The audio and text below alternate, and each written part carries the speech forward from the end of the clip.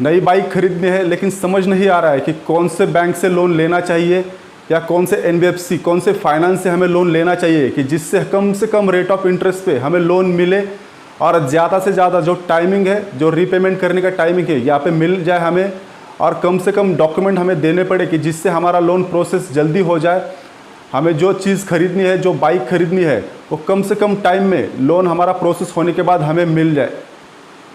तो इस वीडियो में हम बात करने वाले हैं L&T finance two wheeler loan के बारे में, कि जो कि एक काफ़ी अच्छी कंपनी है। तो इसके बारे में आज हम जानेंगे कि यहाँ पे कम से कम हमें डॉक्यूमेंट देके और कम से कम रेट ऑफ इंटरेस्ट यहाँ पे क्या लगेगा। तो नमस्कार दोस्तों, मेरा नाम है नीलेश और आप देख रहे हैं TNS टेक्निकल चैनल।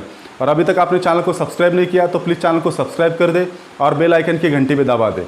मेरी आपसे एक रिक्वेस्ट है, चैनल सब्सक्राइब करने के लिए आपका कोई यहाँ पे खर्च नहीं होता, तो प्लीज़ चैनल को सब्सक्राइब ज़रूर कर देना, जिससे कि आप नए नए टॉपिक के वीडियो यहाँ पे इस चैनल पे आप देख सके। तो चलिए करते हैं शुरू।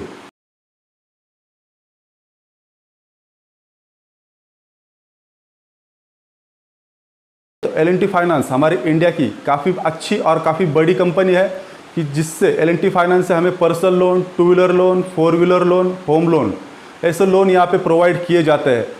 और अगर हम बात करते हैं कि इसकी डॉक्यूमेंटेशन की, तो कम से कम डॉक्यूमेंट हमें यहाँ पे L&T फाइनेंस को देने पड़ते हैं और हमारा जो लोन प्रोसेस है यहाँ पे फास्ट होता है इनके तरफ से। काफ़ी अच्छी यहाँ पे कंपनी है कि जल्दी से जल्दी हमारा जो लोन प्रोसेस है, जो हमारा लोन है यहाँ पे L&T फाइनेंस से जल्दी यहाँ पे सैंक्शन हो जाता है, हमें मिल जाता है।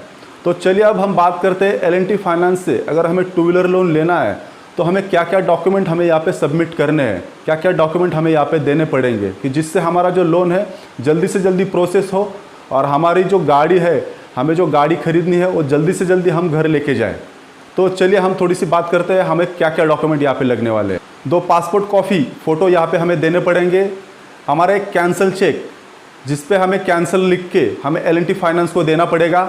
जो हमारा घर का इलेक्ट्रिसिटी बिल है वो भी हमें यहाँ पे देना पड़ेगा। हमारे मेन डॉक्यूमेंट आधार कार्ड, पैन कार्ड, और हमें हमारे 3 महीने का बैंक स्टेटमेंट हमें लोन लेने के लिए यहाँ पे L&T फाइनेंस को, जब भी हम लोन लेने के लिए जाएंगे, हम जब भी प्रोसेस करेंगे, हम जब शोरूम में जाते हैं तो उस टाइम हमें हमारा आधार कार्ड भी साथ लेके जाना है, हमारा पैन कार्ड भी लेके जाना है। और जो 3 महीने का स्टेटमेंट है जो ऑनलाइन हमें मिलता है नेट बैंकिंग के ज़रिए, तो वो भी यहाँ पे L&T फाइनेंस से हमें लोन लेने के लिए यहाँ पे चाहिए। तो यहाँ पे एक बात अच्छी है, यहाँ पे हमें कोई भी इनकम प्रूफ हमें नहीं देना है कि हम सालाना कितना कमाते हैं, हम महीने में कितना कमाते हैं, ये हमें कुछ यहाँ पे देना नहीं है। यहाँ पे कुछ भी रिक्वायर्ड नहीं है कि हमें हमारा इनकम प्रूफ यहाँ पे नहीं दिखाना है L&T फाइनेंस को।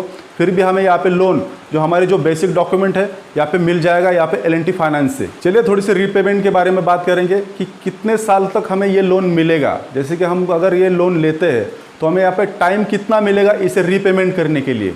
तो L&T फाइनेंस कंपनी को हमें 4 साल में हमें ये पैसा भरना है, मतलब जो रीपेमेंट है हम EMI के द्वारा 4 साल में हमें यहाँ पे पेड करना है। हम कम से कम EMI रख के हम यहाँ पे लोन 4 साल तक भर सकते हैं। ज़्यादा से ज़्यादा हमें यहाँ पे टाइम मिल जाता है।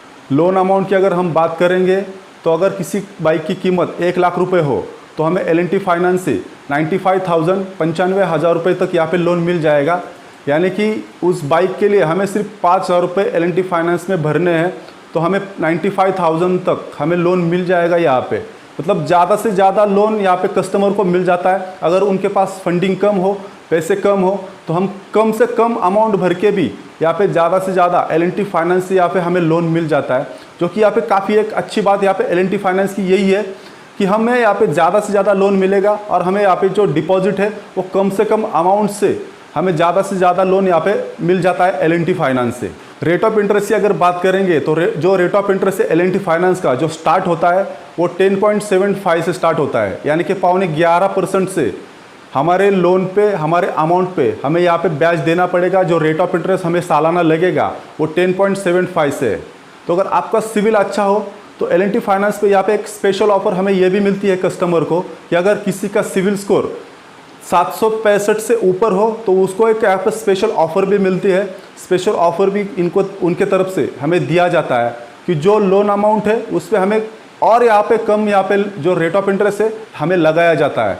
तो बेनिफिट यहाँ पे L&T फाइनेंस में ये भी काफ़ी अच्छा है कि अगर आपका सिविल काफ़ी अच्छा है, मतलब 765 से ऊपर है, तो आपको जो ऑफ इंटरेस्ट आपको जो बताया जाता है तो उससे भी कम आपको यहाँ पे रेट ऑफ इंटरेस्ट से आपको लोन मिलता है। मेरा खुद का एक्सपीरियंस है, मैंने 2 बार L&T फाइनेंस से लोन लिए है और मुझे काफ़ी यहाँ पे बेस्ट ऑफर और काफ़ी यहाँ पे बेनिफिट मिले कि मेरा सिविल स्कोर अच्छा होने से जो मुझे बताया गया था यहाँ पे रेट ऑफ इंटरेस्ट, उससे भी कम मुझे रेट ऑफ इंटरेस्ट से मुझे EMI भरना पड़ा, लोन है वो मुझे भरना पड़ा। तो यहाँ पे मुझे L&T फाइनेंस का ये बेनिफिट भी यहाँ पे काफ़ी अच्छा लगता है।